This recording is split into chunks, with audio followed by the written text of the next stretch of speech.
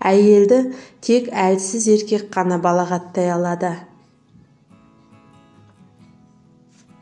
Мені ешқашан ит қаппаған, қапқан тек адамдар. Егер барлық тыйымдарға мән бергенімде, ешқашан жеңіске жетпес едім. Ерніңді бояп, кірпігіңді ұзарта аласың, бірақ көзіңдегі отты тек сүйген адамың ғана жаға алады.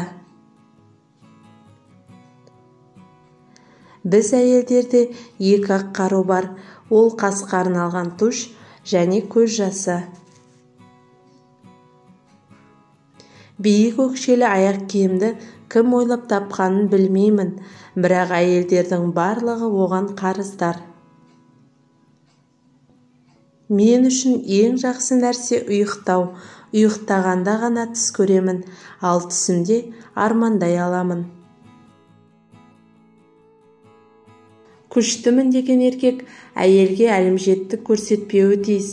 Ол өзінің күші мен құдіретін оны сүйген әлсіз әйелге емес, әлемге дәлелдеуі керек.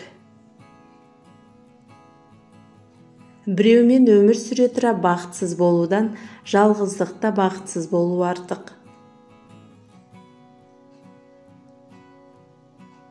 Зергерлік адам болғаннан гөрі күлкілі адам болған жақсы. Жеткен жетістіктеріңіз көптеген адамның ашуын туғызады. Әттең, олай болмағанда ғой. Мен өз өмірімде бір нәрсеге қатты қуаныштымын. Ол әйел болып туғаным. Барлық әйел өз жаратылысына қуана білуі керек. Карьера бұл керемет нәрсе, бірақ суық түндерде ол сені құшағына алып жылыта алмайды. Кәрілік келмей жатып, бәріміз шын өмірде өмір сүруді үйренуіміз керек. Құрмет өмірдегі ең үлкен байлықтың бірі. Құрмет болмаса басқасының не керегі бар? Кішкентай кезінде маған ешкім сұлусың деп айтпаған. Егер қызыңыз болса, оған үнемі сен сұлусың деп айтыңыз.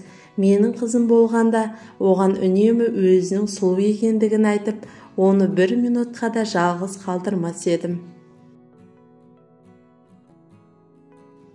Егер қызды күлдіре алсаңыз, оны қалағаныңызға көндіре аласыз. Үлде мен бүлде өміріңізді толықтыра алмайды. Ол сізді уақытша және аз ғана уақытқа жылытады.